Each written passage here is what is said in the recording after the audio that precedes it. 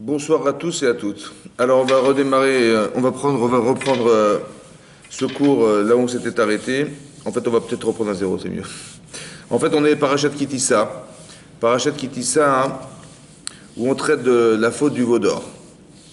Et on va essayer de réfléchir ensemble comment se réfléchit en fait cette partie de notre histoire, puisque le jour où on aurait dû recevoir la Torah, c'est-à-dire le 17 Tammuz, c'est ce jour-là qui aurait été le jour le plus joyeux du peuple juif, en fait, qui devient le jour le plus triste, puisque puisqu'on a on a fait le veau d'or, et donc et Moshe Rabbeinu donc a dû briser l'étape de la loi pour nous permettre d'être sauvés, voilà.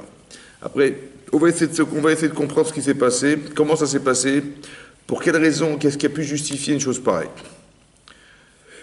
La première question qu'on doit se poser, je pense, c'est que essayer de comprendre pourquoi on en est arrivé là. C'est-à-dire que, historiquement, Moshe Rabbeinu va monter sur le mont Sinaï le 6 Sivan, le 7 Sivan. On a reçu la Torah le 6 Sivan et Moshe va monter le 6 Sivan sur le Har Sinaï. Et il avait prévenu les Israël qu'il allait devoir rester sur le mont Sinaï pendant 40 jours pour nous permettre de recevoir la Torah. Alors, en fait, ce qu'il a voulu dire, en fait, je vais monter sur mon Sinaï pendant 40 jours, mais on va compter à partir de là où je suis parti. Il n'a pas précisé, a priori, qu'on devait commencer à compter les heures à partir du moment où il était monté sur le mont Sinaï. Et les Israël ont cru que c'était le 40e jour. 40 jours, 40e jour.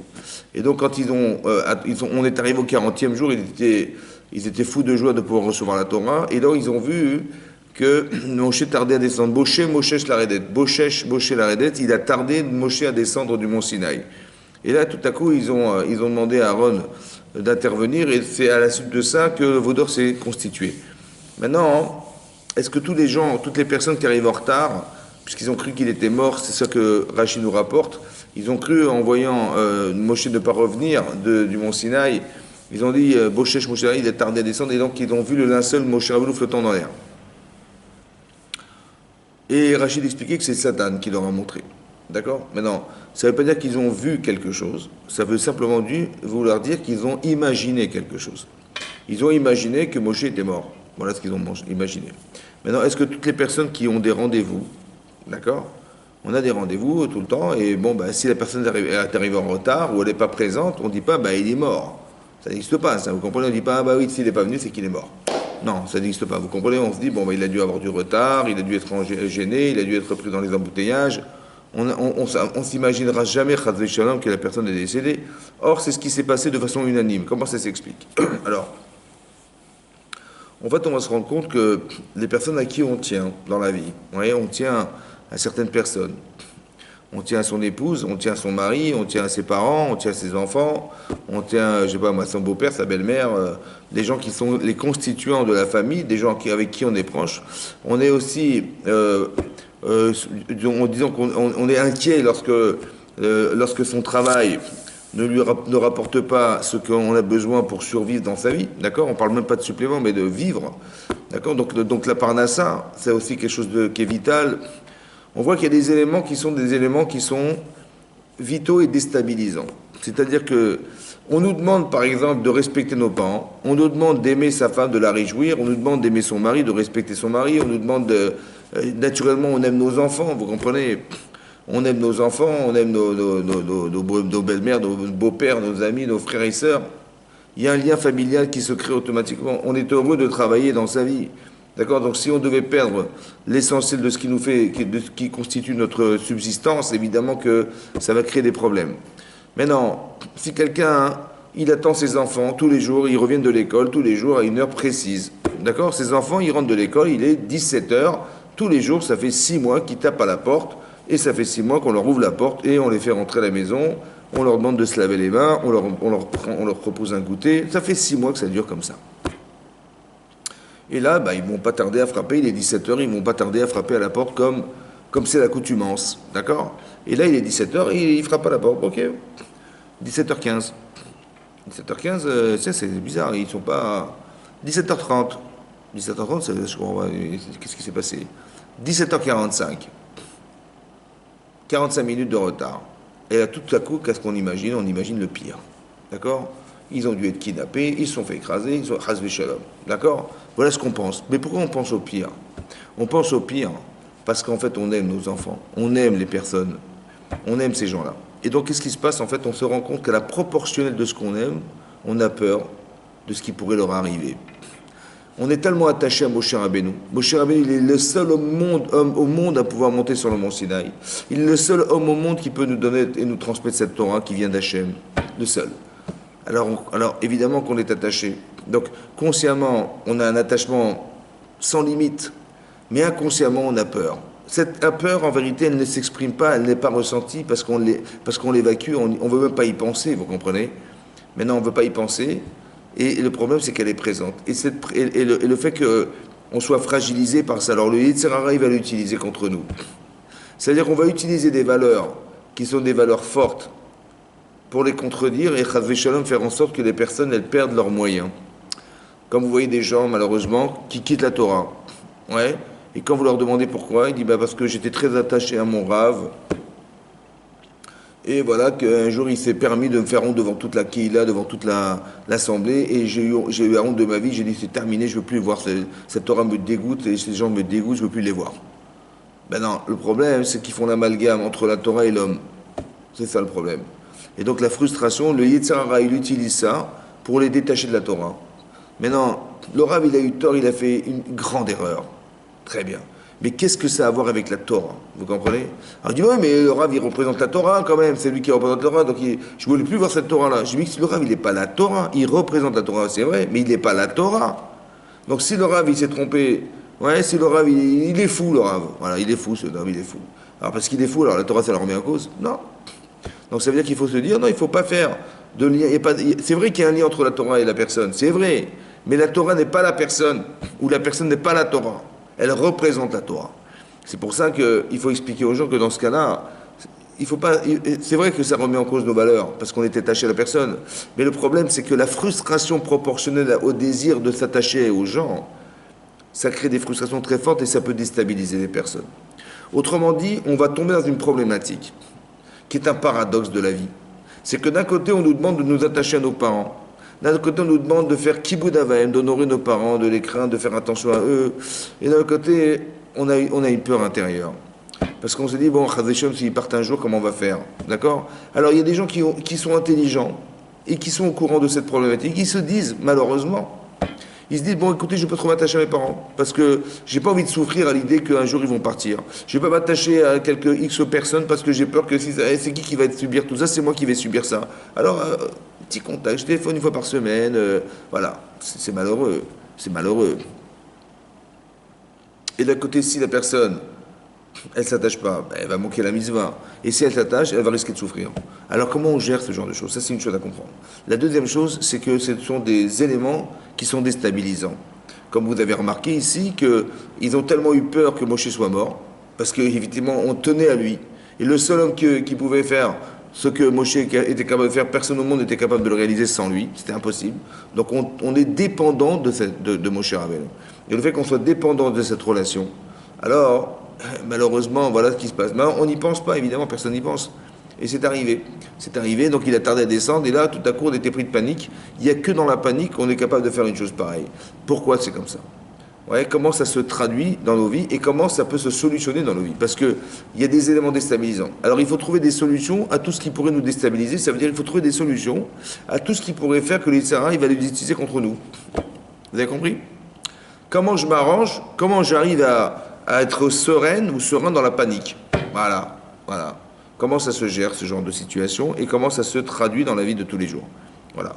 Maintenant, on aime son mari, on aime sa femme, et des fois, on va se sentir humilié, d'accord? Parce qu'elle s'est permis, madame, de dire une chose qui est désobligeante. Ou monsieur s'est permis devant tout le monde de dire de sa femme que, voilà, ce qu'elle fait, et elle a eu honte. Et dit, mais comment, je comprends pas, mais mon mari, mais moi j'aime mon mari, mais comment il a osé faire une chose pareille? Ou ma femme, mais j'aime ma femme, mais comment elle a osé dire une chose pareille? Et ça va créer des amours parce que la frustration est le produit du contraste entre l'amour qu'on peut avoir de la personne, l'empathie qu'on a vis-à-vis d'elle, et le ressenti qu'on a eu de la trahison de cette relation, hein, quelque part. Et ça va être proportionnel. Donc ça veut dire que la fracture que ça va créer est proportionnelle à l'attachement qu'on a. Vous comprenez? Donc, comment tu peux à la fois me demander d'être comme ça et à la fois de subir? Alors le premier renseignement que je vous donne, ça reste entre nous, hein, je ne veux pas que ça sorte d'ici, et si ça sort, je le saurai, de toute façon j'entendrai, personne n'est au courant. Donc. En fait, je me dis la chose suivante. Est-ce que j'ai le droit de subir la bêtise des gens? Si quelqu'un est bête, bon, je me dis, mais elle m'a vexé, il m'a vexé, je ne veux plus le voir. Bon, mais quelque part, je dis, mais je comprends, moi je me suis attaché à lui ou à elle, comment vous dire, j'ai donné toute ma vie pour cette personne, je donne tous les jours pour elle, et comment la personne elle ose me faire un truc pareil, mais c'est frustrant. Alors écoutez-moi bien, il faut faire la différence entre le fond et la forme. Le fond, tu as raison à 100% que la cavode. Que tu respectes ta femme, que tu aimes ta femme, tu aimes ton mari, mais c'est superbe.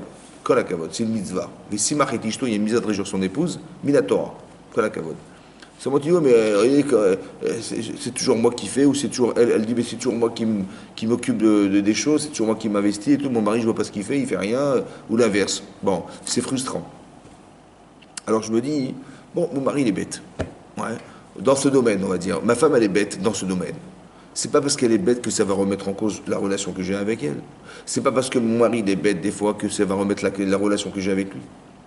Cet amour, il n'est pas frustré parce qu'il est bête. C'est dommage de souffrir à cause des autres. D'accord? Quand je dis à cause d'eux, il faut bien comprendre ce que je vous dis. Hein. Ça veut dire que ça reste mon mari, ça reste ma femme, ça reste mes enfants, ça reste ma belle-mère, ça reste mon beau-père, ça reste des gens avec qui je dois vivre avec. Seulement, des fois, c'est déstabilisant. Alors, qu'est-ce que je dois me dire? Je me dis la chose suivante. Je dis, c'est pas parce que la personne, ça veut dire, autrement dit, ça veut dire comme ça. La Torah me demande d'être intègre. La Torah me demande d'être conscient de la relation que je dois avoir avec l'autre. La Torah me demande de m'investir pour l'autre. La Torah me demande. Elle peut pas, la Torah me demander une chose pareille et savoir que ça peut créer des problèmes. Alors, qu'est-ce que je me dis? Je me dis la chose suivante. Je me dis, en vérité, c'est un amalgame qu'on fait malheureusement, mais qui est dommage. Il y a des gens qui vont se rendre malades à cause du fait que sa sœur, elle lui parle plus, ou je sais pas moi, sa belle-mère, elle lui fait des histoires, ouais, ça va la rendre folle, ça va la rendre fou. Voilà. Il dit, mais comment ça se fait? Mais je ne peux plus la voir, je me dégoûté. Je dis, mais c'est dommage parce que tu as des vraies valeurs. Parce que tu aimes les gens. Et tu vois que ça ne correspond pas. Alors tu dis, ben, au lieu de dire ça me dégoûte, dis, mais j'ai de la peine. J'ai de la peine pour elle, j'ai de la peine pour lui. C'est dommage qu'ils soient bêtes, les gens, c'est dommage. Et le fait que je sois capable de voir ça de cette manière, ça me protège. Comme une fois, il m'est arrivé une histoire, j'avais un élève qui était sur une chaise roulante handicapée. Bon. Et il me dit, vous savez, Rav, ce qui m'est arrivé, il dit, voilà, j'étais dans la rue, il y a un type qui est un passant comme ça, il vient, il me voit, il dit, mais il y en a marre des handicapés, vous nous polluez la vie, qu'est-ce que tu fais là, dans mon territoire, je veux plus te voir, c'est quoi ces handicapés? Il m'a dit, j'étais tellement vexé, tellement c'était humiliant, j'avais envie de lui casser la figure. Alors je lui ai dit comme ça, je lui ai dit, tu sais, il y a une barre dans Baba Kama qui dit que quand quelqu'un il frappe quelqu'un, si quelqu'un il frappe quelqu'un d'autre violemment et il le blesse, il doit payer 5 choses. Il doit payer d'abord le dommage, il doit payer la honte, il doit payer la souffrance, il doit payer le ripouille, c'est-à-dire le fait de soigner la personne, le médecin, les médicaments, et il doit payer le chevet, le chômage. 5 choses à payer. Il me dit oui, d'accord, alors. Je dis par contre, si quelqu'un il est mordu par un chien, voilà, vous avez des passants, ils ont des chiens, et la personne, elle n'a pas tenu son chien, elle a mordu un passant. La personne qui est propriétaire du chien, elle ne paye que le dommage. On ne paye pas le tsahar, la souffrance, on ne paye pas la honte. Alors je lui dis pourquoi c'est comme ça? Je dis parce qu'on n'a pas honte d'être mordu par un chien, mais on a honte d'être frappé par un homme. Il dit alors, je dis ben tu vois, tu as vu un monsieur, il t'a insulté. Bon. C'est vrai qu'il a la physionomie, la forme, c'est un être humain, hein, c'est un homme, c'est vrai. Mais son cerveau, est-ce que franchement il a le cerveau d'un humain? Est-ce qu'un humain il est capable d'insulter un handicapé? Quelqu'un qui est cohérent, quelqu'un qui a de l'empathie vis-à-vis des autres, parce que évidemment que tu souffres de ton handicap. Au lieu de l'avoir de la peine pour toi, il t'insulte. Est-ce qu'il a un cerveau humain? Il va me dire, ben non. Je dis, pourquoi tu le regardes comme un être humain? Regarde-le comme une personne qui n'a pas de cerveau. Qui a le cerveau d'un je sais pas quoi. Au lieu de dire, mais il m'a insulté. Mais parce que tu croyais que c'était un être humain, il t'a insulté. Mais c'est pas un être humain qui t'insulte, là, c'est une poubelle. Tu comprends ou pas? Je lui dis, mais pourquoi tu vas te rendre victime, toi, d'un abruti? C'est pas un être humain, ça. Ça va, c'est un idiot du village qui vient et qui croit qui croit qu'il est capable, il a le droit de parler comme ça. Mais il n'a pas de cerveau, ce monsieur. Donc au lieu de le regarder comme un être humain sensé, regarde-le comme, tu dis, le pauvre. Voilà, le pauvre idiot. Voilà. Et tu verras que tu ne seras pas victime de ce qui t'arrive. Ça veut dire que dans ce cas-là, hein, tu vas risquer de faire des bêtises. Parce que dans la panique, dans l'angoisse, dans l'anxiété qu'il a pu créer chez toi, dans l'humiliation qu'il a fait chez toi. Il dit comment il a osé parler de moi comme ça, mais il ne me respecte pas, mais je vais lui casser la figure. Mais c'est toi qui vas perdre. Je comprends, c'est dommage que tu fasses cas de gens aussi bêtes que ça. Comme une fois quelqu'un m'a raconté, il est arrivé, il était, je sais pas où, en Bretagne, ou je sais pas où il était, là-bas. Ouais. Et qu'est-ce qui s'est passé? Il est rentré dans une boulangerie. Et dans la boulangerie, qu'est-ce qu'il a vu là-bas? Il est rentré en boulangerie, il a demandé du pain. D'accord? Et la boulangère a dit, vous savez, ici, on ne sert pas les juifs. Maintenant, quelqu'un hein, qui entend ça, il dit, quoi? Vous ne servez pas les juifs? Je vais vous casser votre boutique. Voilà ce qu'il aurait fait. D'accord? Vous n'entendez pas?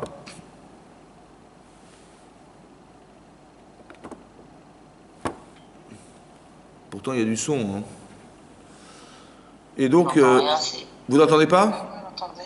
Vous n'entendez pas? On voit plus, là. Vous n'entendez Non, on pas? n'entend pas et on voit pas. Ah, On vous entend? bah pourtant, moi, C'est assuré. Ah, c'est assuré. Ah, c'est fatigant. C'est la connexion. C'est la connexion qui n'est pas bonne. Qui n'est pas La bonne. connexion qui n'est pas Alors, bonne. attendez voir. Oui.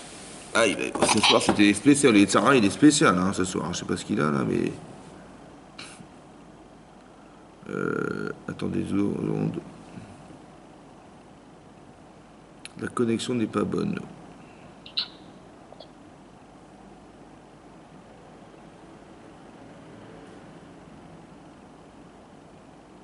Ça peut être lié au réseau, tout simplement. Ouais, je vais voir. Ouais. Et là, vous... Attendez.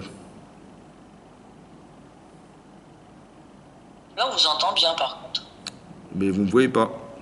Non, je rigole. Alors, j'ai changé de réseau. J'espère que ça va marcher. Vous me voyez mieux, là? Et là, vous me voyez, là? Vous me voyez, là? Non. Non. Oui. Ça y est? Oui. C'est revenu? Oui. Bon. On voit plus, là. Vous êtes des Ivoiriens ou des... Bon. Là, vous voyez bien, ça va? L'image est bonne?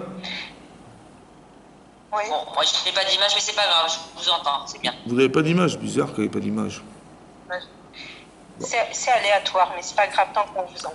Tant que c'est pas de l'aller-retour, ça va. Alors qu'est-ce que je vous disais? J'ai oublié. Qu'est-ce qu'on était en train de dire, là? Ah oui, je disais que, voilà, il est rentré dans une boulangerie, et la dame, elle lui a boulangère, elle lui dit, écoutez, on ne sert pas les juifs ici. Elle a dit, bah, vous êtes mal tombé, madame. Hein, je suis avocat. Bon, il a traité au tribunal, il a gagné 35 000 euros. Ça veut dire, vous avez compris la différence? On n'est pas victime des idiots.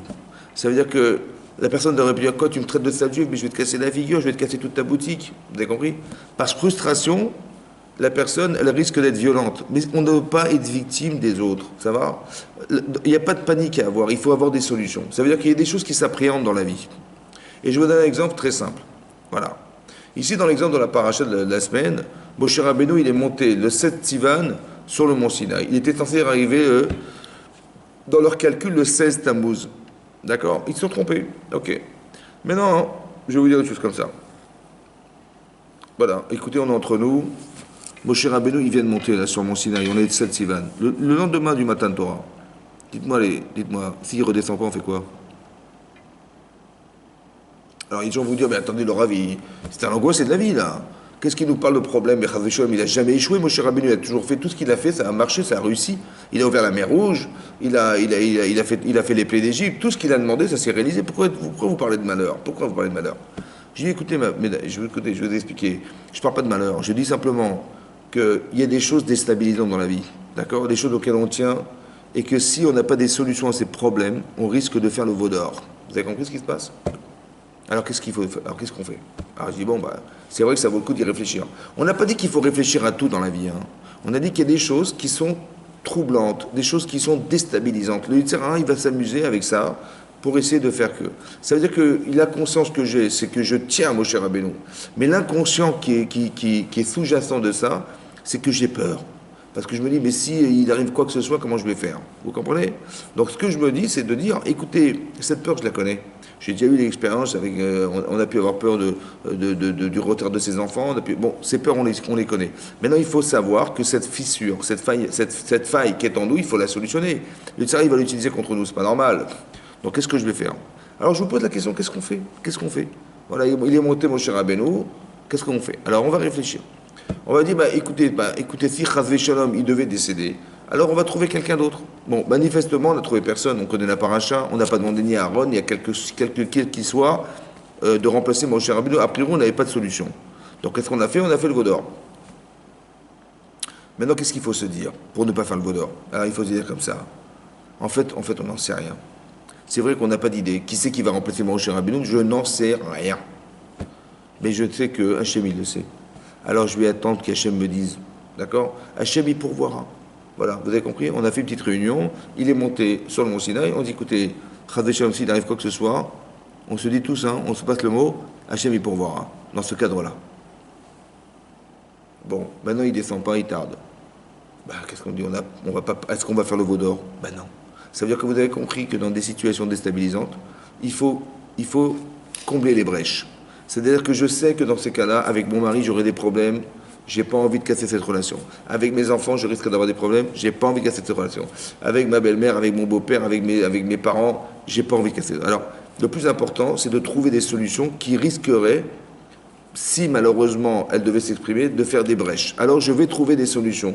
Mes enfants, j'ai peur qu'ils arrivent en retard et que j'ai pas envie de m'imaginer ce qui peut se passer.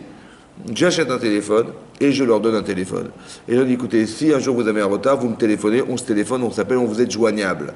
J'ai des solutions à des problèmes déstabilisants. D'accord? Je ne tombe pas dans la panique, je trouve des solutions qui vont m'aider à solutionner des situations où j'ai pas envie d'avoir de traumatisme. D'accord? Voilà, ça c'est la chose. Maintenant, qu'est-ce que veut Hachem? Voilà. Hachem, il a fait en sorte que Moshe Rabbeinu a tardé à descendre. C'est sûr que c'est lui qui a fait ça. D'accord? Parce que tout ce que nous vivons, c'est sûr et certain, il faut le comprendre comme étant min hashamaim. C'est min hashamaim. Ça vient du ciel. Tout est min hashamaim. Tout vient du ciel sauf la hashamaim. Sauf ce que vous avez décidé. Et ce que vous allez décider. Mais ce que vous n'avez pas décidé, ben vous en êtes victime. On est victime de savoir que Moshe n'est pas descendu du mont Sinaï. Donc c'est Hachem qui l'a provoqué, on est d'accord. Mais qu'est-ce que veut Akadosh Baruch Hu? D'accord? Alors, on peut donner beaucoup de réponses. La première réponse, c'est de savoir que, en fait, nous avons des carences, mais on ne le sait pas, parce qu'on n'a pas envie d'y penser, parce qu'on n'a pas envie d'imaginer. Ici, on peut imaginer qu'il y a une carence. C'est que, en fait, on dépend d'un homme. Cet homme, c'est Moshe Rabbeinu. C'est lui qui nous a fait sortir d'Égypte, ce qu'on aurait été, nous, incapables de faire. C'est lui qui a provoqué toutes les plaies d'Égypte, ce qu'on aurait été nous incapables de faire. C'est lui qui a ouvert la mer Rouge, ce qu'on aurait été nous incapables de faire. C'est lui qui nous fait vivre dans le désert. C'est lui qui permet aux Israël de se nourrir par millions de personnes en mangeant la manne, par le mérite de Moshe Rabbeinu, ce que nous aurions été incapables de faire. Et c'est aussi impossible d'imaginer qu'on aurait pu monter sur Mont Sinaï après ce qu'on a entendu. Deux dibrotes, deux commandements, on a paniqué, on a couru partout. On dit non, écoutez, on ne peut pas écouter Hachem, c'est trop dur. D'accord? Alors permettez-nous de vous dire, vous écoutez ce qu'Hachem nous dira et on écoutera, on aura la confiance que vous nous donnerez le vrai message. Voilà ce qu'on a fait. Donc on sait bien qu'on n'est pas possible, on est incapable de faire. Maintenant, hein, qu'est-ce que ça veut dire? Ça veut dire que tu vois que tu dépends de quelqu'un.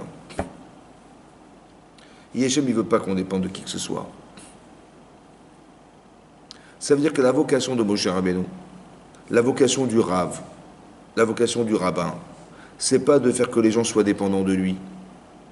C'est de former des gens pour qu'ils soient indépendants un jour. C'est-à-dire, on n'étudie pas la Torah, on n'étudie pas la Lacha, on connaît rien, mais quand on a un problème, on a quand même le courage ou bien l'intelligence de téléphoner au Rav. Allô Rav, oui, vous pouvez me dire ce qu'il faut faire dans ce cas-là, dans ce cas-là, dans ce cas-là. Le problème, c'est que c'est magnifique, c'est beau de téléphoner au Rav, c'est super. Mais est-ce que vous n'avez pas envie d'un jour d'être indépendant? Vous ne serez pas le Rav. Ouais, ok, vous n'avez pas fait les études, vous n'êtes pas parti à l'Yeshiva, vous n'êtes pas parti. On ne sera pas. Ok. Mais quelque part, j'ai envie un jour d'être indépendant. J'ai envie d'écouter, d'être capable de pouvoir ouvrir un Mishnah Berurah, d'ouvrir un Shulchan Aruch et de vérifier moi-même. D'accord? Seulement, non, j'ai pas besoin. La Torah, c'est pour les rabbins, c'est pour les religieux. Nous, on n'est pas des religieux orthodoxes, alors on n'étudie pas la Torah. Mais on a une obligation d'étudier la Torah.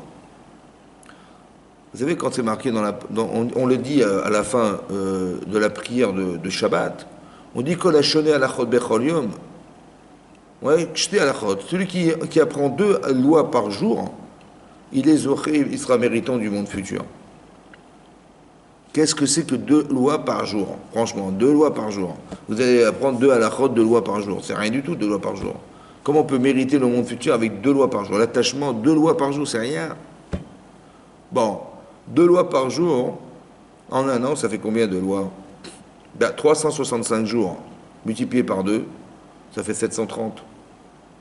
730 par an. Bon, c'est pas mal. 730 par an multiplié par 10 ans. Ça fait 7300 halachot. Par 20 ans, ça fait 14 600 halachot. 14 600 lois. Par 30 ans, ça fait 21 900 lois.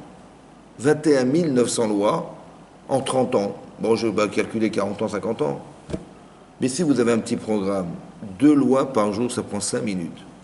En 30 ans, vous allez connaître 21 900 lois. Pas mal. Ça fait un petit paquet quand même. Qu'est-ce que ça m'a coûté? Ça m'a rien coûté.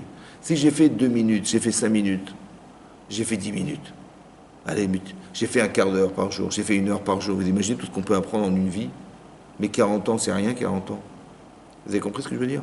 Ça veut dire qu'on se dit, mais c'est rien de halachot, c'est zéro. Mais c'est pas vrai. C'est pas vrai. En vérité, j'ai envie d'être indépendant. J'écoute des cours, j'ai envie d'être indépendant dans l'étude, j'ai envie de savoir étudier la Gemara, j'ai envie d'étudier le Shulchan Aruch, j'ai envie de savoir traduire. Seulement, des fois, on est un petit peu flemmard. Ouais. On n'a pas envie de faire des efforts. On dit, l'hébreu, c'est trop dur. Vous avez, en vérité, pourquoi c'est faux? Parce que la Torah, vous la connaissez. Vous la connaissez parce qu'on vous l'a enseigné dans le ventre de votre mère. Donc, si vous l'avez appris dans le ventre de votre mère, c'est beaucoup plus facile de l'apprendre. Elle vous parle, on n'a pas besoin de vous la vendre, elle est déjà en vous. Ça va? Il faut simplement créer le lien entre ce que vous avez en vous et ce que vous avez à l'extérieur de vous. Seulement, le tzara, il s'amuse. Et quand il s'agit de mitzvot très importantes, vous avez compris, il s'amuse. Donc la vocation du Rav, c'est pas de rendre dépendants les gens de lui. C'est au contraire de les rendre indépendants, d'avoir le bonheur de partager l'étude pour pouvoir leur permettre un jour de pouvoir voler par leurs propres ailes et se déplacer. Ouais, c'est ce que me dit souvent ma femme. Elle me dit, tu es un ange. Je dis, pourquoi? Parce que je me dis, mais c'est vrai, elle a raison, comment pourrais-je voler sans elle? Bon, c'est une blague. Mais non, vous avez compris, ça veut dire que quelque part, nos enfants, on n'a pas envie de les garder à la maison toute la journée, ni toute leur vie, c'est pas possible. Donc la vocation que nous avons en tant que parents, c'est pas de s'attribuer nos enfants, c'est de leur permettre d'étudier la Torah, d'avoir un métier et de pouvoir un jour pouvoir se marier et partir de la maison, d'accord? Et pas de les conserver chez soi. C'est pareil. C'est-à-dire qu'on n'a pas pour vocation de conserver les choses, on a pour vocation de former d'informer pour former et pour permettre de se débrouiller, d'être indépendant. Or, ici, on voit qu'on est totalement dépendant d'un être humain.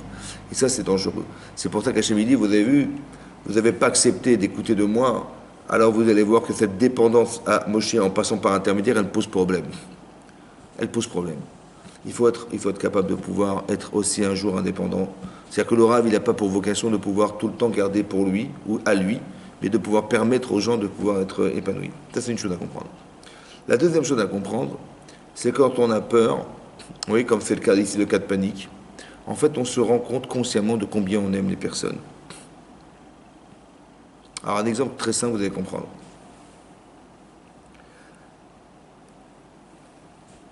Imaginez-vous, Chas Veshalom, bien sûr, hein, une famille, voilà, sa femme a accouché il y a 3 mois. Ils ont un enfant de 3 mois. On est Shabbat et l'enfant commence à tousser. Il commence à tousser et puis il est même fiévreux. Et puis bon, on sent qu'il a du mal à respirer parce qu'il a des glaires. Bon. Et on est Shabbat. il a 3 mois, il pèse quelques kilos, il risque de se déshydrater, qu'est-ce qu'on fait? Alors ils ont dit, bon, ben, on va appeler le SAMU. Allez, Chazé Shalom, on n'a pas le choix, il faut appeler le SAMU. Ils appellent le SAMU, le médecin arrive, il dit, mais qu'est-ce que vous faites là? J'ai pas compris, vous ne voyez pas dans quel état il est votre enfant, il faut vite aller à l'hôpital, en urgence. Et qu'est-ce qui se passe? Ils prennent leur voiture, ils prennent le bébé, et ils vont à l'hôpital. Et là, on a dit, oh là là, mais là, il est vraiment déshydraté, votre enfant, mais il pèse combien? Il a dû perdre quelques centaines de grammes, quelques kilos. C'est dangereux. Et tu vois pas qu'il a commencé à paniquer, les parents paniquent, le papa il fait des télim, et la maman elle pleure. Et on dit, écoutez, il est mal en point, on va essayer de s'en sortir, bon, on va essayer de le sortir d'une situation difficile. Et l'angoisse. Et qu'est-ce qui se passe? Voilà, le Shabbat, dimanche matin, ça va pas non plus, et ça va de mieux en mieux, au Hachem, dimanche après-midi, il est sorti d'affaire. Bon, vendredi, très bien. Dimanche après-midi, l'enfant était très bien. Mais entre les deux, cauchemar. Tout est min Hashemaim. Qu'est-ce qu'il veut, Hachem? Qu'est-ce qu'il veut avec le Vaudor? Qu'est-ce qu'il veut avec cette situation difficile? Qu'est-ce que veut Hachem? Qu'est-ce qu'il veut? Il faut comprendre ce qu'il veut, Hachem. Alors peut-être l'idée, c'est la suivante. En fait, je ne sais pas combien j'aime mes enfants. Je ne sais pas. Ben, j'aime comme tout le monde, hein. On ne sait pas combien on aime nos enfants. Et combien il faut donner d'amour? On n'en sait rien.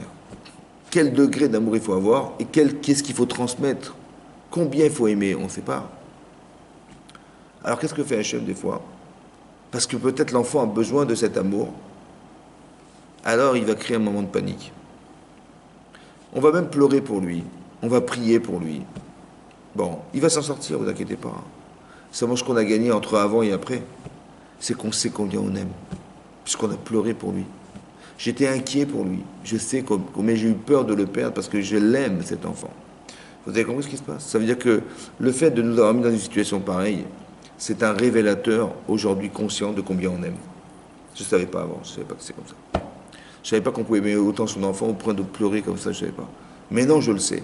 Maintenant que je le sais, alors je vais transmettre exactement ce que je sais à mes enfants. Vous avez compris? Ça veut dire que des situations pareilles ont été réfléchies pour nous donner la conscience de combien on doit aimer les gens, alors que cette conscience-là, on ne l'a pas. On ne l'a pas. Ce qu'on sait, c'est qu'on les aime, mais on ne sait pas combien, on ne sait pas combien. Combien tu donnes? Je ne sais pas. Vous comprenez ça? C'est-à-dire que des moments de panique, pareil, ça crée ça. Mais sont aussi des révélateurs d'une défaillance. Autant que c'est un rapport de vie. Ouais, quand je dis défaillance, ça veut dire que je ne sais pas comment solutionner ces problèmes. Je dis, apprends à les solutionner. Réfléchis-les pour trouver des solutions. Et aussi, c'est aussi un révélateur de combien tu tiens à Moshe Rabbeinu, combien tu tiens à tes enfants, combien tu tiens à ta femme, à ton mari. Dans des situations pareilles, on voit que finalement, hein, ça n'a servi à rien. Tu dis avant, il n'était pas bien, il est mieux maintenant, Baruch Hashem, il est passé par une phase difficile. À quoi ça a servi? Ça n'a servi à rien. Il y a des gens qui ont été à l'hôpital, ouais, ils ont eu le coronavirus, et ils ont été dans le coma, et les médecins leur ont dit, mais écoutez, vous pouvez plus rien faire pour lui, on ne peut plus rien faire pour lui. Et par miracle, il s'en est sorti. Il est sorti du coma, Baruch Hashem, grâce à Dieu. Je dis, mais pourquoi toute cette souffrance? Pourquoi faire? Ben pour que tu comprennes combien tu dois aimer les gens, combien tu dois avoir d'empathie vis-à-vis de la personne. Là, tu as compris. Alors, si tu arrivais à pouvoir calquer ça avec les autres, ben ça t'achève. Vous avez compris ce que je veux dire? Ça veut dire que si tu pouvais être capable d'aimer les gens comme tu aimes ton mari et ta femme et tes enfants, c'est extraordinaire, mais tu as des exemples d'amour. Tu as des exemples d'attachement. Tu as des exemples dans ta vie? Bah, combien tu aimes tes enfants? Je dis, mais mes enfants, mes voisins ne sont pas mes enfants. J'ai compris. Mais tu peux t'en inspirer ou pas? Tu sais pourquoi tu aimes? Tu sais pourquoi? Alors essaie de t'inspirer et de savoir que tu peux aussi aimer les autres pour ce qu'ils sont. Ouais. Ils ne sont pas tes enfants, mais il y a quelque chose qui nous lie en fait. Essaie de comprendre ce qui te lie à la personne. Et c'est ça que tu dois essayer d'apprendre et d'élaborer, parce que tu vas apprendre des leçons qu'on te fait tirer de ce que tu vis. Où il y a des gens qui vont dire, écoutez, j'étais à l'hôpital, c'était une catastrophe, d'accord? Ben, quand je sens les terres, ça me rappelle des mauvais souvenirs. Écoutez, ne me parlez pas de ces souvenirs-là, ça me tue, ça. Donc c'est-à-dire que ce qui m'est arrivé, en fait, m'a détruit. Mais c'est pas ça. C'est pas ça la Torah. Parce que tu as vécu quelque chose qui est un cauchemar, quoi, finalement. Mais donc Hachem, il t'a fait cauchemarder, quoi. Tu penses franchement que c'est ça qu'il voulait Hachem? Franchement. C'est intelligent ce que tu penses. Tu penses sincèrement que c'est ça qu'il voulait à quel jour, que tu t'angoisses la vie, quoi. Voilà. Ou alors que non, que tu mesures que par la peur que tu as eue, combien tu aimes la personne, combien tu as eu peur pour elle, combien tu étais inquiet pour elle. C'est là que tu le sais. Avant, tu ne savais pas. Tu savais, mais tu ne savais pas combien. Combien. Je sais pas. C'est comme ça qu'on réfléchit. C'est comme ça qu'on réfléchit. C'est comme ça qu'on trouve des solutions. Voilà, il faut trouver des solutions. Il faut comprendre. Elle est où la Tova dans cette histoire? C'est marqué dans la Torah ici, en revenant sur la faute du Vaudor, que Hachem, il a dit à Moshe, l'Ered, va descendre, qui cherchait Amecha, car ton peuple a fauté. Et là-bas, Rachi relève, il dit quoi, ton peuple? Pourquoi le tien et pas le mien?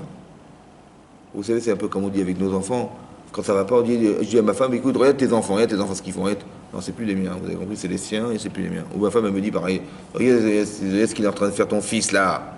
Bon, je sais pas comment, mais c'est le tien. Non, non, mais c'est le tien, c'est plus le mien celui-là. Quand on n'est pas fier de nos enfants, ça devient les enfants de notre femme et de notre mari. Mais c'est plus les nôtres. Ben c'est pareil, on a l'impression qu'Hachem me dit, écoutez, ton peuple, j'en veux pas. Voilà. Regarde ce qu'il a été faire.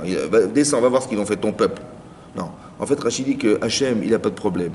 C'est toujours le sien. Seulement, c'est celui de Moshe Rabbeinu. Pourquoi ton peuple, c'est celui que tu as choisi? Lequel? En fait, il y a des gens qui ont voulu se convertir en sortant d'Égypte. Les Égyptiens, oui.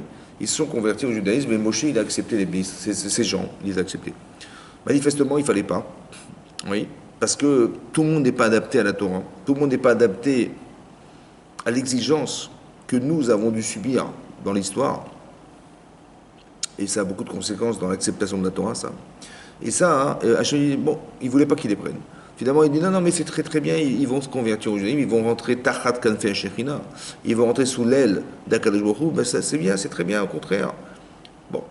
Et on voit qu'à cause de ça, hein, le Vaudor, il s'est déclenché à cause de ces gens-là. Pourquoi? Pourquoi eux en particulier? En fait, le Vaudor, c'est quoi? Ben, le Vaudor, c'est un intermédiaire, c'est un veau, qui va servir à créer un lien entre Hachem et nous. De plus être tributaire de l'être humain, parce qu'il faut bien qu'on parle à Hachem, mais comment on va faire? Parce qu'on est, nous, incapables de le faire. Alors il faut trouver quelqu'un. Ce quelqu'un, on l'a pas. Alors on va trouver quelque chose.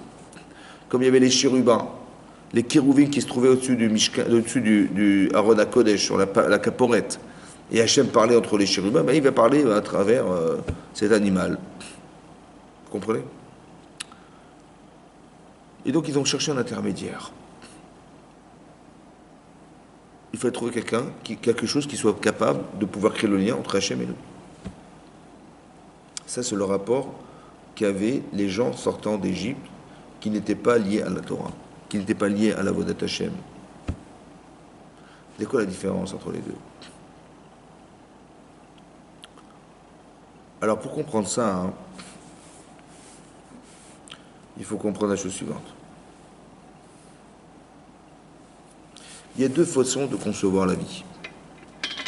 Une que je vais vous expliquer, mais qui n'est pas courante. Le Rav Dessler, il explique que d'un côté, on sait qu'Hachem, il est éternel. Il était, il sera. Il n'est pas tributaire de quoi que ce soit. Il n'est pas matière. Ben, c'est parce qu'il n'est pas matière qu'il ne s'use pas et qu'il est éternel. Mais nous, est-ce qu'on peut vivre sans manger? Est-ce qu'on peut vivre sans boire? Non. Ça veut dire, autrement dit, ça veut dire que il faut manger pour vivre.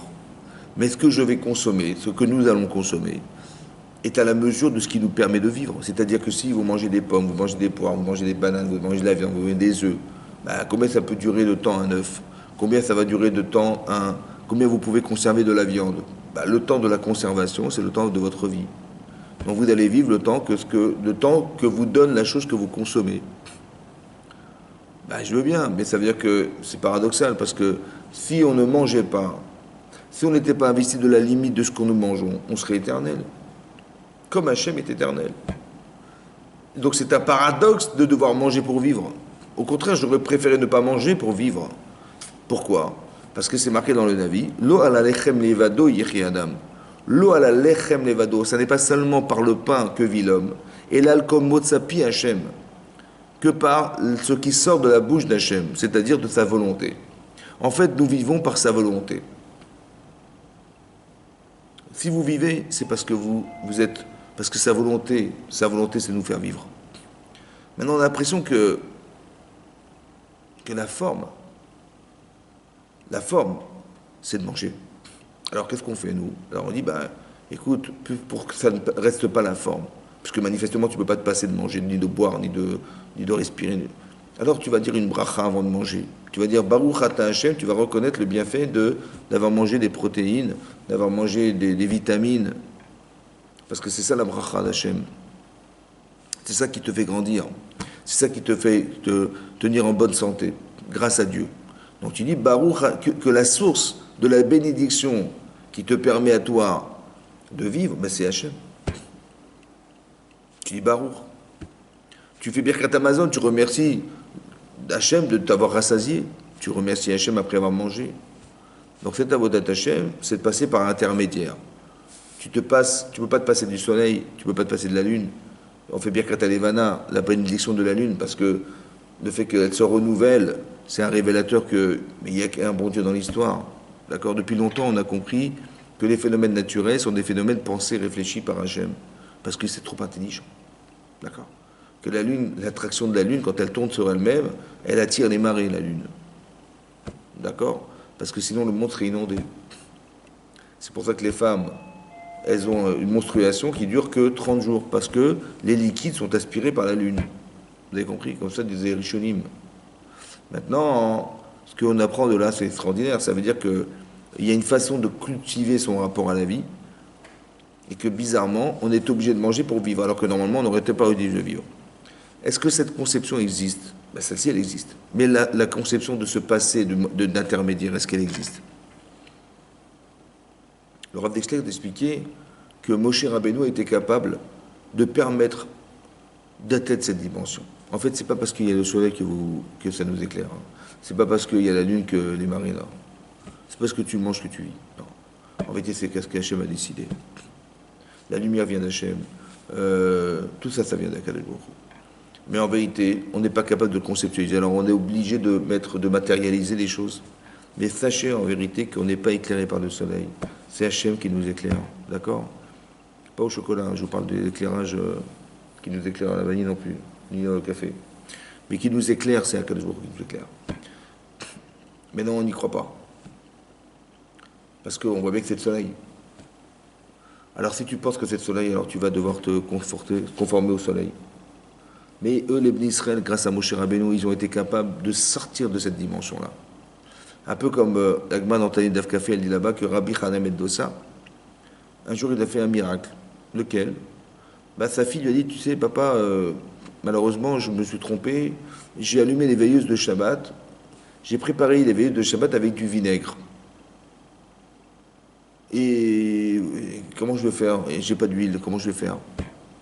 Alors, il a dit, bah écoute, celui qui a dit, Akadosh Baruch Hu qui a dit que l'huile elle allumera, eh ben, il dira que le vinaigre allume. Bon, elle a allumé ses veilleuses et ça a fonctionné. Comment ça fait qu'il a réussi à faire allumer des veilleuses avec du vinaigre? Parce que Rabbi Chania ben Dossa, il n'était pas tributaire de la nature. Ça veut dire qu'il était clair pour lui que qu'est-ce que ça dérange Hachem que tu allumes avec du vinaigre ou avec de l'huile. Pour lui, c'est pareil. C'est-à-dire que tu n'as pas besoin. C'est vrai que scientifiquement, ça n'est pas possible. Mais tu n'es pas tributaire de la science. Tu n'es pas tributaire de la matière. C'est pour ça que Moshe Rabbeinu, il va pouvoir monter 40 jours, 40 nuits sans boire, sans manger. C'est-à-dire qu'il n'a pas besoin de croire que c'est la nature qui le fait vivre. La nature n'est qu'un moyen d'élévation pour reconnaître qu'Hachem existe. Mais tu crois qu'Hachem, il s'enferme dans ce que tu vois? Tu penses franchement? Non. Donc tu peux dépasser cette dimension. Ça, c'est ce que les Bnei Israël avaient réussi à atteindre avec Moshe Rabbeinu. On n'est pas obligé de passer par la matière pour comprendre qu'Hachem existe. Maintenant, s'ils ont pensé qu'il était décédé, alors il a dit, ben, cette dimension-là, c'était lui. On n'arrivera jamais à l'atteindre tout seul. Alors venez, on va redescendre de niveau. Et on va vivre que nous, on conçoit comme la Avodat Hashem, la nôtre, c'est-à-dire, ben, quand il vous arrive du bien, vous avez réussi dans votre vie, vous avez des enfants, ben, vous dites merci Hashem. Voilà. Quand vous mangez tous les jours, vous faites des brachot tous les jours. Donc, j'utilise la matière pour m'élever grâce à elle.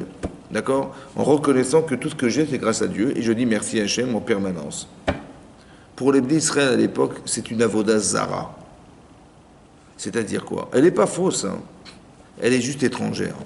C'est-à-dire que quand on a atteint un certain niveau, comme le leur, ils n'avaient pas le droit de descendre au niveau inférieur. C'est une avoda zara. Ce service-là, il n'est pas divin, il est étranger à eux. Pour eux. C'est-à-dire, autrement dit, si vous avez atteint un niveau d'orthodoxie, de religiosité, et vous dites, oui, mais bon, ma femme, qu'est-ce qu'elle va dire si tu es trop religieux? Mon mari, qu'est-ce qu'il va me dire si je me couvre la tête? Mes voisines, mes copines vont se moquer de moi, laisse tomber, moi, c'est pas grave. Je vais m'adapter, je vais être comme elle. Je vais être comme eux, je vais être comme lui. Non, non. Tu n'as pas le droit de descendre. Ça s'appelle, c'est-à-dire que ton service, il est désacralisant. Pourquoi? Parce que tu as atteint un niveau, ma chérie. Pourquoi tu vas descendre? Tu as atteint un niveau, mon chéri. Pourquoi tu vas descendre? Pourquoi tu vas dire sous prétexte? Mais c'est qui t'empêche d'être clair dans ta Hashem? Qui c'est qui t'empêche qu'est-ce qui te crée des complexes pareils pour croire que c'est pas lié de Sarah? Franchement, c'est quoi les arguments? Quand tu mets en balance que tu vas gagner d'être religieux orthodoxe et que tu vas dire je vais rester traditionnaliste, mais c'est dommage, franchement dommage. D'accord? Parce que ton niveau de conscience d'Hachem, ton niveau de proximité avec Hachem n'a rien à voir. Rien à voir. Et c'est pour ça que c'est dommage. Parce que tu vas rester quelque part sans forcément savoir. On va faire par tradition. Voilà, par la tradition. Mais qu'est-ce que c'est que la tradition? C'est pas mal. Bien sûr, c'est bien, très bien, c'est très bien. Mais est-ce que ça suffit? Tu penses que ça suffit? Tu n'as pas le droit de descendre. Donc, c'est que si tu as atteint un certain niveau, tu n'as pas le droit de descendre. Ça s'appelle l'avoda zara. C'est pas la source, c'est pas que quelqu'un il a fait une avéra. C'est pour ça que les chazals ont traduit que jamais, au grand jamais, ils ont fait une avoda zara comme ils sont prosternés devant des idoles. Non, c'est pas ça. Ils ont pensé clairement, franchement, que c'était une façon de penser. Mais qui c'est qui pense comme ça? C'est le R.M. Rav. Qu'on est obligé de passer par intermédiaire. Il y a d'autres religions aussi passent par intermédiaire, d'accord? Ils mettent dans leur église des Christ et des machins, parce qu'il y a le Fils de Dieu, le Dieu machin, ils ont besoin d'intermédiaires. Nous, on pense qu'il n'y a pas d'intermédiaire. Comme ça, le Rambam explique aussi, dans les lois de l'idolâtrie, le Rambam explique là-bas que l'idolâtrie a démarré à partir de la génération de Enoch. Enoch croyait en Dieu, hein. Croyait en Dieu. Seulement, ils ont dit, voilà, de la même manière qu'on doit honorer le roi, on doit aussi honorer les disciples du roi, tous ceux qui tournent autour du roi. Donc Hachem, il a créé le monde, il a les étoiles, il y a le soleil, il y a la lune. Donc on doit honorer aussi les autres. Ouais. Et donc ils ont commencé à servir aussi le soleil, aussi en remerciement de fait d'être les vecteurs de la volonté d'Akadosh Baruch Hu. Vous avez compris? Ça, c'est aussi de la Vodazara. C'est un service étranger, parce qu'on ne passe pas par intermédiaire, on passe directement par Hachem. Vous avez compris ça? Voilà. Voilà. Oui, la religion, après, il s'est passé en disant Dieu, il s'est débarrassé de ce monde, il s'en occupe pas, il a laissé les lois naturelles s'en occuper. Donc on va servir les lois naturelles. Et après, il n'y avait plus de bon Dieu, carrément, après, il n'y avait plus de bon Dieu. Donc c'est-à-dire qu'on démarre en pensant que Hachem, il va déléguer des pouvoirs aux autres, et on va croire qu'il faut aussi respecter ce qu'Hachem a délégué, ce qui est une avoda zara. C'est un service étranger. Bien compris? Voilà, il faut savoir qu'il y avait des chérubins dans le Mishkan. Il y avait des chérubins, c'était des statuettes d'anges qui avaient des ailes déployées. D'après Rachid, dans l'Agma, dans Souka d'Afé, pardon, ils avaient des têtes d'enfants. Mais depuis quand tu mets des statuettes dans le Mishkan? Mais les statues, on n'a pas le droit de faire. C'est une avodazara. C'est une idolâtrie. Il dit non. En vérité, l'idolâtrie, c'est ce que Hachem t'a pas demandé de faire. Mais ce qu'il t'a dit de faire, c'est pas d'idolâtrie. Ça fait partie d'un service divin. Donc ça veut dire qu'il faut savoir nuancer entre les deux. C'est important que vous compreniez ça. Ça veut dire qu'autrement dit, c'est ça, la vodazara. C'est un service étranger. Nous, ce qu'on apprend de là, c'est qu'on n'a pas le droit de descendre. Ça veut dire quand on atteint un niveau de pudeur, pour une femme qui se couvre la tête, une femme qui porte des vêtements, qui cache des parties de son corps qu'on n'a pas besoin de voir, ouais, on devrait avoir honte. On devrait avoir honte, parce qu'Adam et Chava, ils se sont couverts. Ça va? Pourquoi ils sont couverts après la faute? Parce qu'ils avaient honte d'avoir fauté. On devrait avoir honte de ce que nous sommes, parce qu'on sait qu'on faute. Et c'est à cause de son corps qu'on faute. Alors j'ai honte, mais quelque part, je respecte ce que je suis. Je sais ce que je suis. Et donc j'ai peur d'être tenté ou de tenter, j'ai peur, je fais attention. Bien sûr, on n'a pas dit qu'il faut être laide, non, il faut faire attention, de respecter ce que nous sommes. Il y a de la pudeur. La pudeur, c'est de respecter ce que vous êtes. Et ça crée de la kedusha, ça. Une femme qui est pudique, elle peut avoir des enfants très grandes sadikim. Très grandes sadikim. Là, dans Yuma, elle dit là-bas, la même elle dit que Kimchit, c'est une femme. Elle a eu 7 enfants Kohen Gadol. 7 enfants qui ont été capables de rentrer dans le Kodesh HaKodashim, dans le Saint des Saints, à Yom Kippourim. Le seul homme qui peut rentrer, c'est. Elle en a eu 7 comme ça. Et comme ils ont dit, mais qu'est-ce que tu as pu faire dans ta vie pour avoir des enfants pareils? Ben, elle a dit, ben, jamais les poutres de ma maison n'ont vu mes cheveux. Une grande pudeur. Et quand on est pudique, on vit à l'intérieur de soi-même, alors on crée des gens capables de se concentrer sur eux-mêmes. D'accord? Et d'être en lien avec Hachem de façon profonde sur eux-mêmes. C'est comme ça. Vous avez compris? Donc ce que vous faites, en vérité, vous avez le mérite, mesdames, de pouvoir engendrer des enfants tzadikim extrêmes. Parce que vous êtes à l'intérieur de vous-même. Vous vivez des choses intérieures. Ouais. Un tzadik qui ne cherche pas une femme qui soit extérieure, qui vive à l'extérieur. Non, il veut une femme intérieure. Pourquoi? Une femme qui comprenne l'intériorité des gens. Je veux une tzadikette, je ne veux pas une femme qui soit... pourquoi? Parce que moi, j'ai déjà des problèmes, et je suis à l'extérieur. Donc, je ne me rends pas compte de ce que je concentre à l'intérieur de moi-même. Donc, j'ai besoin d'une femme qui comprenne ce que je suis fondamentalement, qui puisse m'aider à pouvoir changer, à pouvoir me bonifier. Parce que psychologiquement, on n'est pas parfait, mais une femme, elle comprend ça, elle a sa sensibilité, elle voit, elle sent, elle ressent. Donc, la pudeur, c'est fondamental, c'est ça, c'est fondamental. D'accord? C'est ça la qualité qui se développe. Et c'est ça pour ça que ici, dans la Torah, hein, il y avait ces deux. Donc on a été sous l'influence de gens qui ont pensé qu'il fallait mettre de la forme là où on met du fond. Nous, on doit être tout le temps dans le fond. Maintenant, bien sûr qu'on a besoin de la forme, ça ne veut pas dire qu'il faut...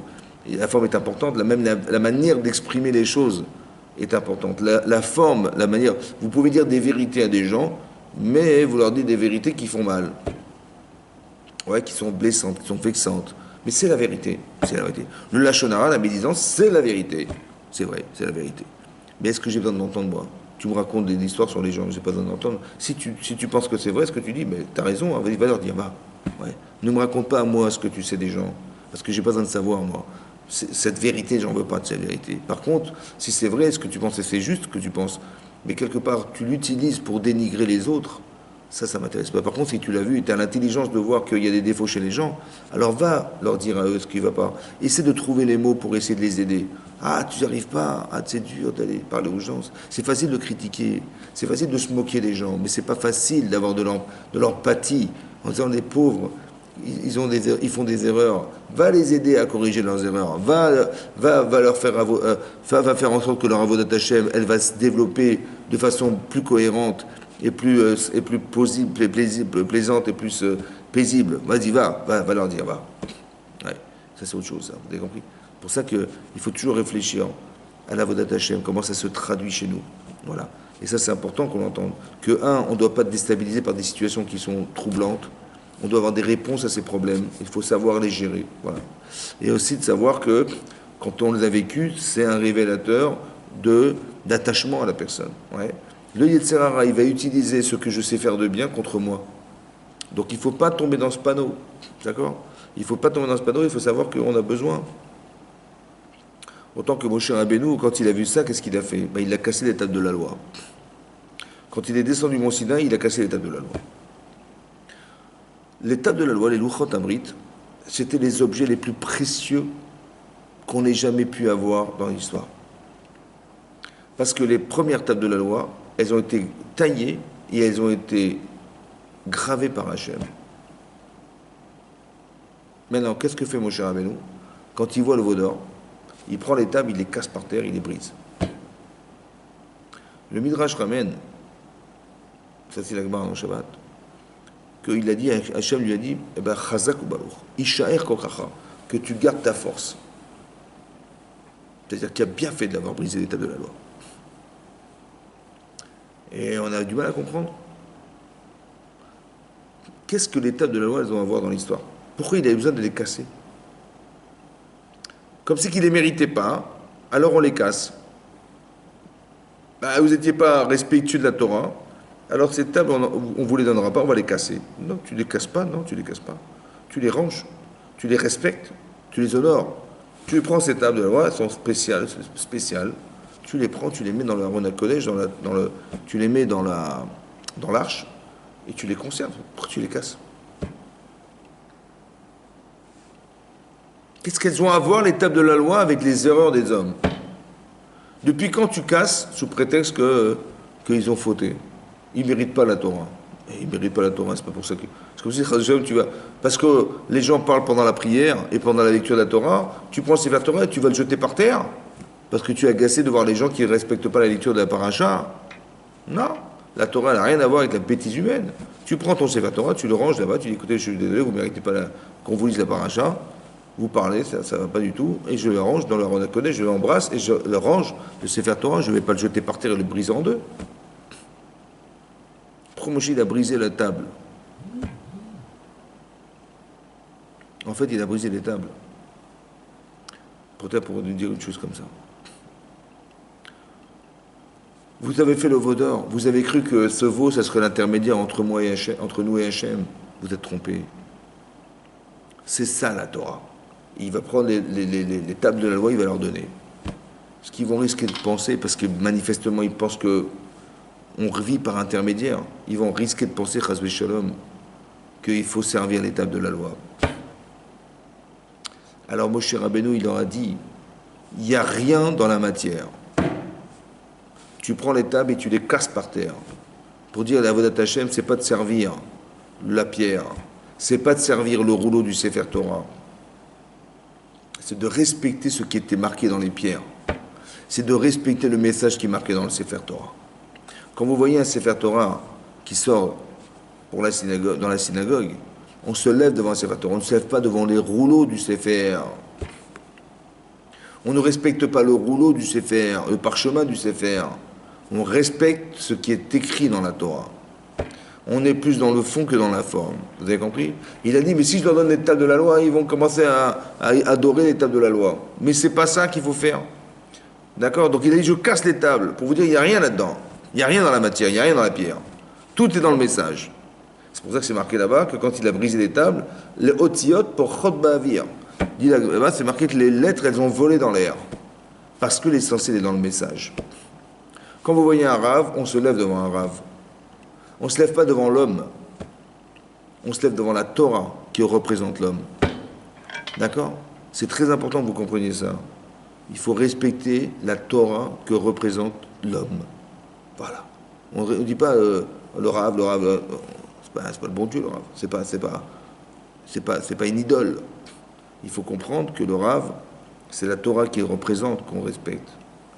Comme je respecte le Sefer Torah. Parce que le rave, c'est une Torah vivante. Le rave, c'est lui qui va t'expliquer ce que tu ne sais pas voir dans la Torah. C'est lui qui l'a étudié, c'est lui qui l'a compris. Il a appris de son rave, il a un rave de rave, comme Moshe Rabbeinu. Donc il est capable de décrypter le message de la Torah. Il va t'expliquer ce qui est marqué dans la Torah. Donc je respecte non pas la présence de la personne, bien que je me lève devant lui, je respecte ce qu'il représente, la Torah. Il y a un message à dire, il a compris quelque chose, c'est ça que je respecte. Donc on doit étudier la Torah pour ne pas tomber, chas v'shalom, dans le piège de respecter le parchemin et ne pas respecter ce qui est marqué dedans. Parce que pourquoi tu te lèves devant un Sefer Torah si tu ne sais pas ce qui est marqué dedans, si tu ne sais pas comprendre ce qui est écrit dedans? C'est dommage. Il faut étudier la Torah pour ne pas tomber dans cette forme de avodat Hashem qui est étrangère à ce qu'on aurait dû croire. Vous comprenez? On apprend la Torah, on apprend la lachot, on apprend la loi, on apprend Pourquoi? Parce que, on veut être indépendant. On ne veut pas tomber dans la dépendance. Et deux, parce que j'ai envie de dire que je respecte la Torah. Je respecte non pas le rouleau, je respecte ce qui est écrit dedans. Parce que je sais qu'il y a des messages extraordinaires qui nous servent. Je sais qu'il y a des messages extraordinaires dedans. Je sais parce que je les ai étudiés. J'ai étudié le Chumash, le texte de la Torah. J'ai étudié le Rashi, j'ai étudié la Gemara, j'ai étudié le Shulchan Aruch, j'ai étudié tous les Rishonim. Je sais que c'est magnifique, c'est tellement beau la Torah. Mais d'où tu sais? Parce que je l'ai étudié. Donc quand tu te lèves, quand tu vois un Sefer Torah, tu te lèves devant le message que tu connais être magnifique dans la Torah. On ne respecte pas le rouleau de la Torah. Vous avez vu, quand on fait la Akbar, on soulève le Sefer Torah, il faut lire, parce que tu ne respectes pas le parchemin. Tu dois respecter le message, qui est infini, le message est infini. C'est pour ça qu'il a tapé. Il a cassé les tables de la loi. Il a cassé les tables pour dire, attention, ne vous trompez pas, on ne respecte pas la forme. Il faut respecter le fond, ce qui est marqué dedans. Et quand tu t'habitues à voir comme ça, quand tu t'habitues à ne pas te laisser prendre au piège de la forme, tu dis, mais Moshe n'est pas là. Donc on va paniquer parce que la forme. Tu dis la personne, elle a insulté un handicapé. Mais tu as cru que c'était un humain parce qu'il a la forme d'un humain, mais c'est pas un humain celui-là. Un humain, il n'insulte pas un handicapé. Oui. Je dis, mais il a la forme. J'ai compris, il a que la forme. Mais dans le fond, c'est comme des gens, ils achètent des voitures, elles sont magnifiques, et le moteur, il est mort. Ou alors, il est carrément, ils ont trafiqué le moteur. Et je dis, mais elle est toute belle cette voiture, elle est magnifique, mais vérifie que le moteur, il est bon. Regarde le contrôle technique, regarde les défaillances, regarde les vis cachées, regarde. Pourquoi tu t'intéresses pas au fond, tu vois que la forme. Tu dis, ouais, elle est brillante. Tu dis, j'ai vu que cette fille, elle est magnifique, elle est très belle, je vais l'épouser. Mais regarde ce qu'elle représente, regarde quelles sont ses valeurs, regarde ce qu'il y a dedans. Ce garçon, il est très beau, il a une belle parnassa. Peut-être qu'il est méchant avec les femmes. Peut-être. Et tu veux te marier avec quelqu'un comme ça, il a une belle parnassa. Tu vas bien, tu es rassuré d'avoir, de pas manger, de pas mourir de faim. Ah, bon, Hachem. Mais il est horrible cet homme. Il fait souffrir sa femme. Alors cherche, creuse. Tu dis pas, il n'y a pas que la forme dans la vie, il y a le fond dans la vie. Le fond, c'est plus important que la forme. Bien compris. Donc c'est le message. Le veau d'or, il ne faut pas qu'on fasse le veau d'or. Il ne faut pas qu'on soit capable de croire que tout est axé sur la forme, ouais, et qu'on fasse une avodat Hashem qui soit liée à croire qu'on vit que de cette manière intermédiaire, et que en fait il faut un peu dépasser tout ça. Ouais, et dépasser tout ça, ça veut dire que c'est ça être juif, c'est-à-dire d'être ma'amine dans ce que tu verras jamais. Tu vas croire en ce que tu vois pas. C'est extraordinaire. Il y a des gens qui vous diront non, je ne crois que ce que je vois. Ouais. Alors vous direz, mais est-ce que tu vois ce que tu as dans le cerveau? Tu le vois ou pas? Je dis non, ben donc c'est rien, il n'y a rien dedans. Voilà, ben, t'as une boîte là-haut, mais elle est vide. Ben, pourtant tu la vois pas, tu vois pas tu vois pas la cervelle que tu as dans l'intérieur de ton crâne. Et tu dis pas, ben, parce que je vois pas, ça n'existe pas. Non, au contraire, c'est l'inverse. C'est l'inverse. Que moi tu verras, et plus tu verras que c'est infini ce que tu crois, parce que ce que tu vois pas, c'est l'inverse. L'univers il est énorme, mais tu le vois pas. Donc voilà, Hashem. Chazak ou Baruch, merci beaucoup d'avoir suivi. Voilà, on souhaite une réfouche pour tous les malades et on se souhaite aussi de se retrouver voilà, très très bientôt, tous les mercredis soirs, dans la joie et la santé. Amen. Merci beaucoup d'avoir suivi. Kol Tov.